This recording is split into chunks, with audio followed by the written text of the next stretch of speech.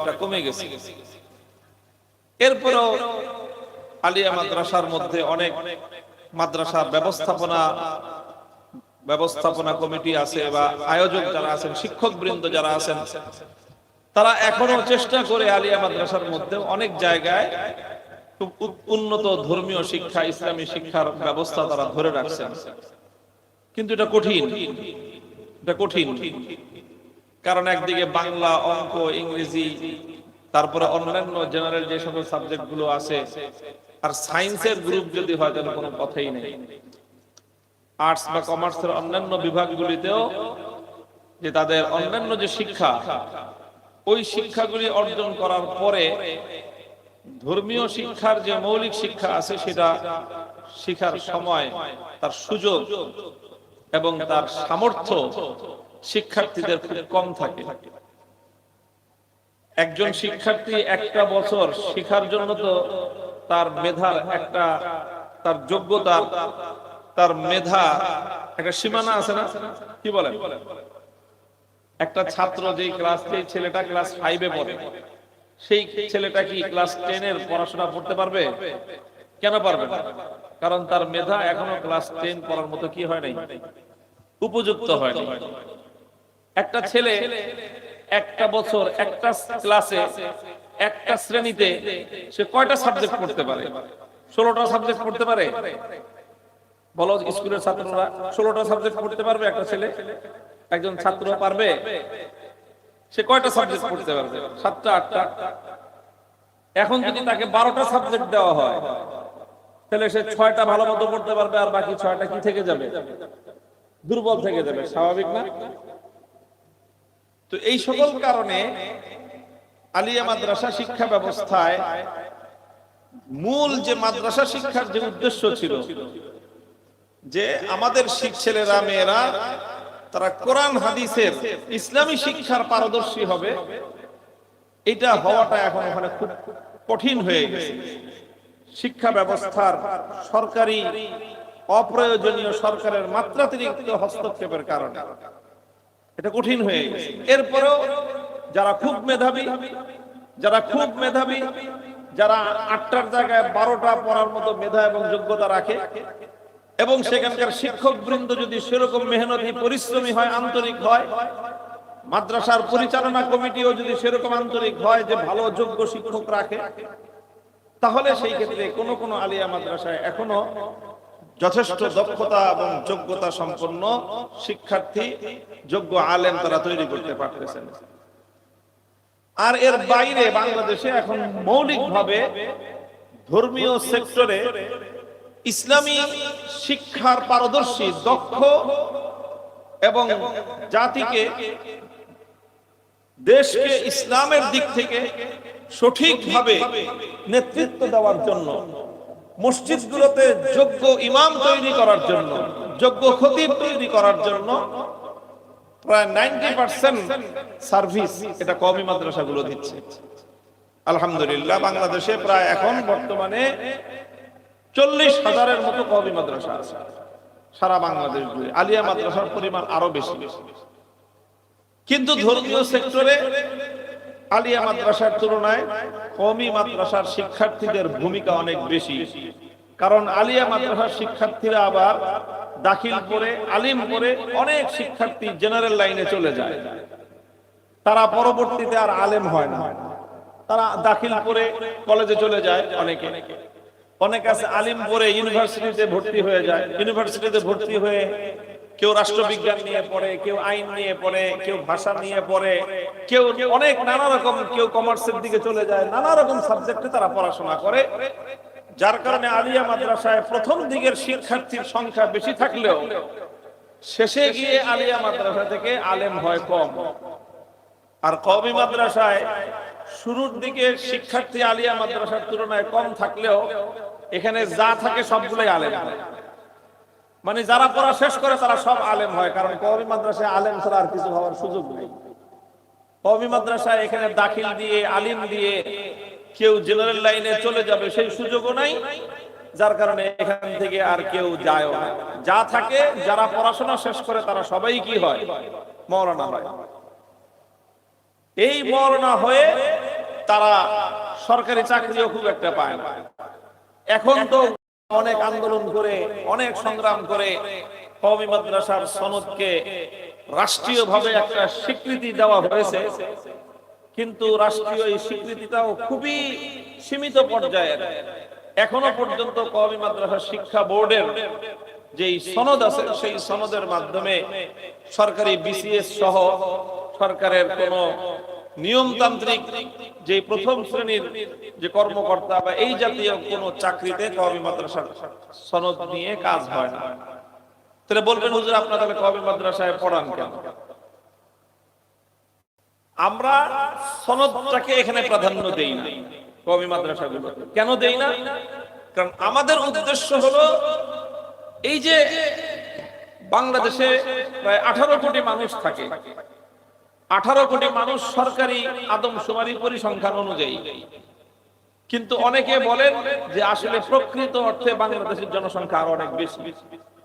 নানা কারণে সরকারি শুভঙ্করের ফাঁক গুনতে গেলে সরকার ঠিক মতো গণে না, এই জন্য 18 কোটি দেখা যায়, কিন্তু সঠিক পরিসংখ্যান করলে জনসংখ্যা আরো বেশি হবে। যাই হোক, কম বেশি হোক, 18-20 কোটি মানুষ বাংলাদেশে আছে আমরা ধরে নিই।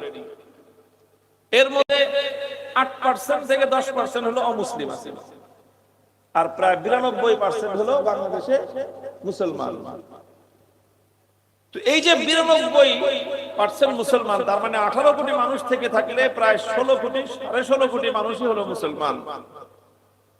এই 16.5 কোটি মুসলমানদেরকে তাদের ইসলামের দিক থেকে নেতৃত্ব দেওয়া, ইসলামের দিক থেকে তাদেরকে গাইড দেওয়া, তাদের যে কোনো প্রশ্নের সমাধান দেওয়া, মানুষকে ধর্মীয় ভাবে উদ্বুদ্ধ করা, তাদেরকে ইসলামের পথে পরিচালিত করার জন্য সত্যিকার কোরআন এবং হাদিসের দক্ষতা সম্পন্ন, জ্ঞান সম্পন্ন, ইলম সম্পন্ন যোগ্য আলেমের দরকার আছে না?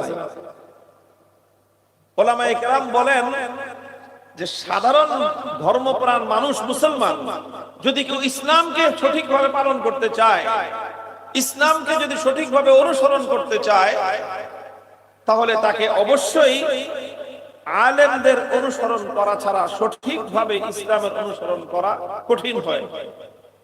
আপনি যদি চিকিৎসা করতে চান, আপনি যদি সঠিকভাবে আপনার শরীরের পরিচর্যা করতে চান, ডাক্তারের শরণাপন্ন হওয়া ছাড়া, চিকিৎসা ছাড়া আপনি সুস্থতা সঠিকভাবে ধরে রাখতে পারবেন না।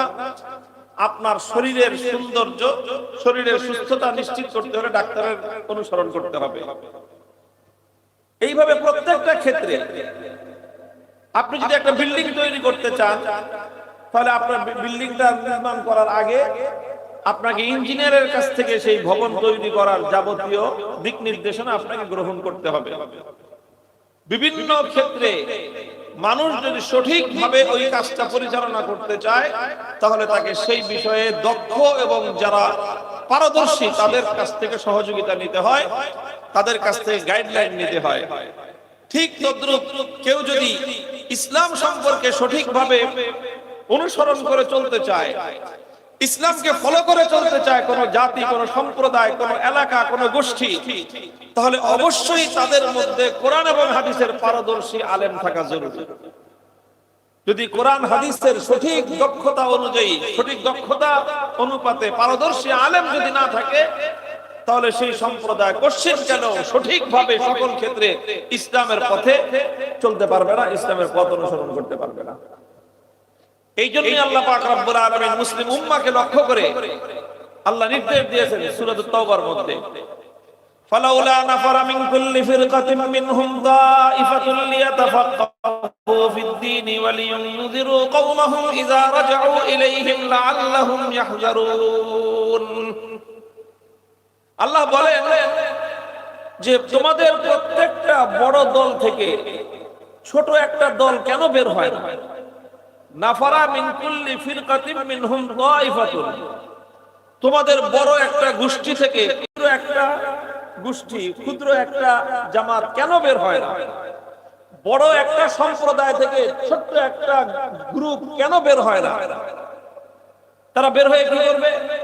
লিয়াতাফাক্কাহু ফিদ-দীন, তারা আল্লাহর দ্বীনের ব্যাপারে সঠিক পাণ্ডিত্য অর্জন করবে, গভীর ইলম অর্জন করবে, গভীর জ্ঞান অর্জন করবে।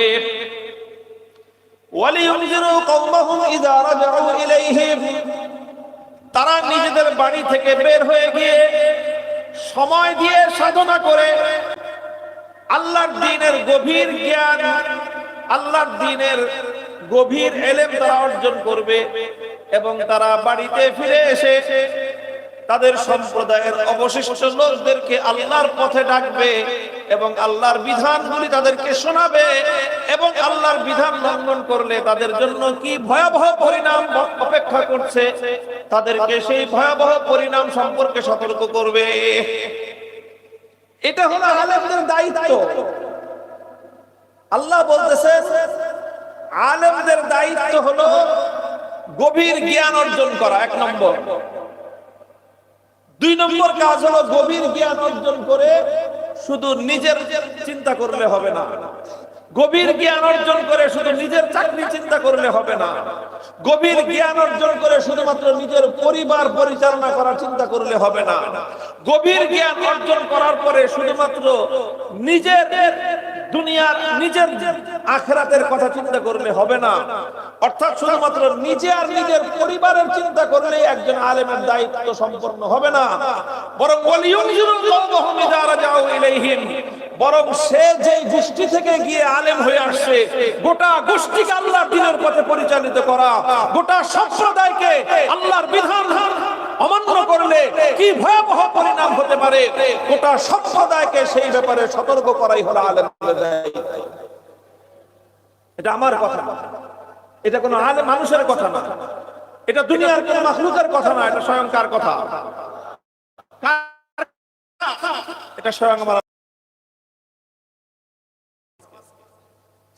আর প্রত্যেক সম্প্রদায়ের দায়িত্ব হওয়া দরকার নাই। গ্রামের সব মানুষ আলেম বলেন নাই যে সব মানুষ তোমাদের আলেম হওয়া জরুরি, এরকম আর বলেন নাই। কিন্তু আল্লাহ এটা বলেছেন তোমার গ্রামে কিছু মানুষ আলেম হইতে হবে, তোমার গ্রামে কিছু মানুষ আলেম হইতে হবে।